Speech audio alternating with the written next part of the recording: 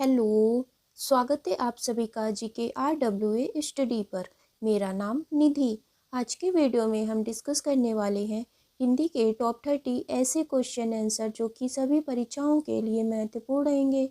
तो आप लोग वीडियो को शुरू से अंत तक ज़रूर देखिएगा और 30 में से कितने क्वेश्चन का आंसर आप सही कर पा रहे हैं अपना स्कोर हमें कमेंट बॉक्स में ज़रूर बताइएगा।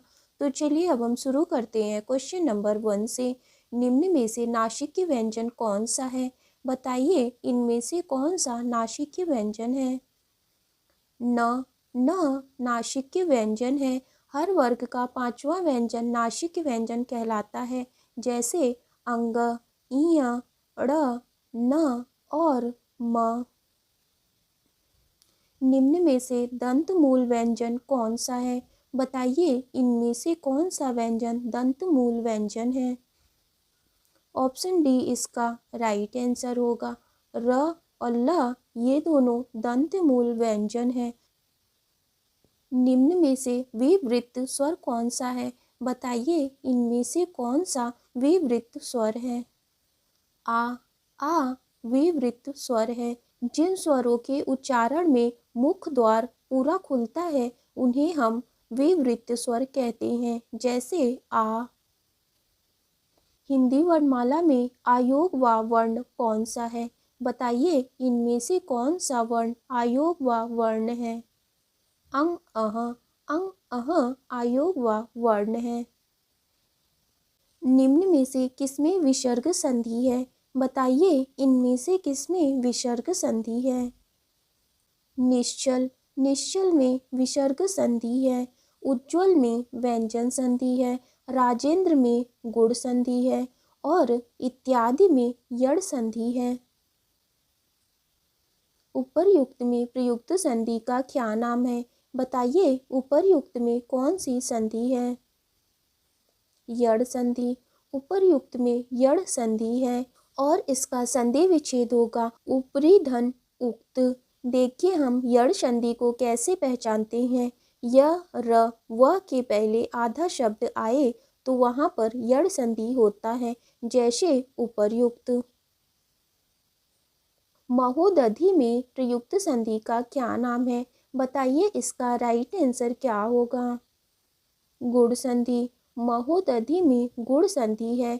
देखिए मैंने आपको कई बार बताया है गुण संधि को हम कैसे पहचानते हैं। किसी शब्दों के ऊपर ए की या तो ओ की मात्रा दिखे तो वहाँ पर गुण संधि होता है और महोदधि का संधि विच्छेद होगा महाधन उदधि। विक्रमी संवत ईस्वी से 57 वर्ष आगे रहता है। बताइए इसमें से संवत का शुद्ध रूप क्या है? ऑप्शन ए इसका राइट आंसर होगा। ऑप्शन ए संवत का शुद्ध रूप है। शुद्ध वर्तनी का चयन कीजिए। बताइए कौशल्या का शुद्ध वर्तनी रूप क्या है? ऑप्शन सी इसका राइट आंसर होगा। ऑप्शन सी कौशल्या का शुद्ध वर्तनी रूप है। समास का क्या अर्थ है? बताइए समास का क्या अर्थ है? संक्षिप्त। समास का अर्थ है संक्षिप्त शब्द। निम्न में से कर्मधारय समास किसमें है? बताइए इसका राइट आंसर क्या होगा? ऑप्शन सी इसका राइट आंसर है। नीलोत्पलम। नीलोत्पलम में कर्मधारय समास है और इसका समास विग्रह होगा नीला है जो उत्पल अर्थात कमल। देखिए हम कर्मधारय समास को कैसे पहचानते हैं। कर्मधारय समास में पूर्व पद विशेषण और उत्तर पद विशेष्य होता है। करुणापूर्ण में कौन सा समास है? बताइए करुणापूर्ण में कौन सा समास है? करण तत्पुरुष समास। करुणापूर्ण में करण तत्पुरुष समास है और इसका समास विग्रह होगा करुणा से पूर्ण। करण तत्पुरुष समास में विभक्ति से या तो के द्वारा का लोप होता है। गौशाला में कौन सा समास है? बताइए गौशाला में कौन सा समास है? संप्रदान तत्पुरुष समास। गौशाला में संप्रदान तत्पुरुष समास है और इसका समास विग्रह होगा गौ के लिए शाला। इसमें के लिए विभक्ति का लोप हुआ है? चीड़ी मार में कौन सा समास है? बताइए इसका राइट आंसर क्या होगा? ऑप्शन ए इसका राइट आंसर है। चीड़ी मार का समास विग्रह होगा चिड़ियों को मारने वाला। कर्म तत्पुरुष समास में को विभक्ति का लोप हुआ है।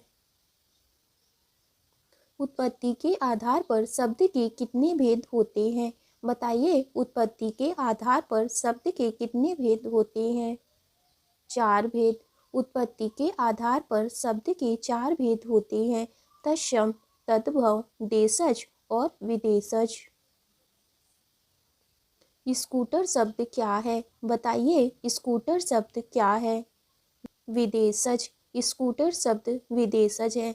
यह अंग्रेजी भाषा का शब्द है, इसलिए यह विदेशज शब्द है। पठान किस भाषा का शब्द है? बताइए पठान किस भाषा का शब्द है? पश्तो। पठान पश्तो भाषा का शब्द है। संज्ञा के कितने भेद होते हैं? बताइए संज्ञा के कितने भेद होते हैं? 5 भेद। संज्ञा के 5 भेद होते हैं। व्यक्तिवाचक संज्ञा, जातिवाचक संज्ञा, भाववाचक संज्ञा, द्रव्यवाचक संज्ञा और समूहवाचक संज्ञा। घी शब्द में कौन सी संज्ञा है? बताइए घी शब्द में कौन सी संज्ञा है? द्रव्यवाचक संज्ञा। घी शब्द में द्रव्यवाचक संज्ञा है। गुलों का दस्ता शब्द में कौन सी संज्ञा है? बताइए इसका राइट आंसर क्या होगा? समूहवाचक संज्ञा। गुलों का दस्ता इसमें समूहवाचक संज्ञा है। वारिद किसका पर्यायवाची शब्द है? बताइए वारिद का पर्यायवाची शब्द क्या होगा? बादल। वारिद बादल का पर्यायवाची शब्द है और बादल के अन्य पर्यायवाची शब्द जलद, पयोद, अम्बुद और नीरद है। द्विजराज किसका पर्यायवाची शब्द है? बताइए द्विजराज का पर्यायवाची शब्द क्या होगा? चंद्रमा। द्विजराज चंद्रमा का पर्यायवाची शब्द है और चंद्रमा के अन्य पर्यायवाची शब्द सुधांशु, सोम, मयंक और सुधाकर भी है। तो चलिए अब हम क्वेश्चन नंबर 23 देखते हैं। खनक किसका पर्यायवाची शब्द है? बताइए खनक का पर्यायवाची शब्द क्या होगा? चोर। खनक चोर का पर्यायवाची शब्द है और चोर के अन्य पर्यायवाची शब्द रजनीचर, मोशक और दस्यु है। सरस का विलोम शब्द क्या होगा? बताइए इसका राइट आंसर क्या है? ऑप्शन डी इसका राइट आंसर होगा। सरस नीरस का विलोम शब्द है। स्तुति का विलोम शब्द क्या होगा? बताइए स्तुति का विलोम शब्द क्या होगा? निंदा। स्तुति का विलोम शब्द निंदा है। घरेलू का विलोम शब्द क्या है? बताइए घरेलू का विलोम शब्द क्या होगा? बनैला। घरेलू का विलोम शब्द बनैला है। समय की दृष्टि से अनुकूल। बताइए इसके लिए एक शब्द क्या होगा? ऑप्शन डी इसका राइट आंसर है। समय की दृष्टि से अनुकूल इसके लिए एक शब्द होगा समयानुकूल। जिसने देश के साथ विश्वासघात किया हो उसे हम क्या कहते हैं?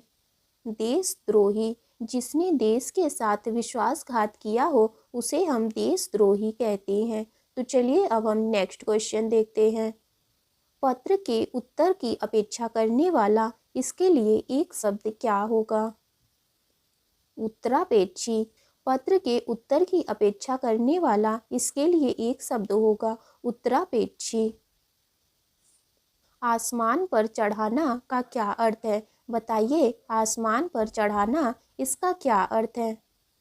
ऑप्शन डी इसका राइट आंसर होगा। आसमान पर चढ़ाना इसका अर्थ है अत्यधिक प्रशंसा करना। लाल पीला होना का क्या अर्थ है? बताइए लाल पीला होने का क्या अर्थ है? यह आपका टेस्ट क्वेश्चन होगा। इसका आंसर आपको कमेंट बॉक्स में ज़रूर बताना है। तो आज की वीडियो आपकी यहीं तक थी। वीडियो अच्छी लगी हो तो लाइक करें, शेयर करें। अगर आप चैनल पे नए हैं तो चैनल को ज़रूर सब्सक्राइब करें।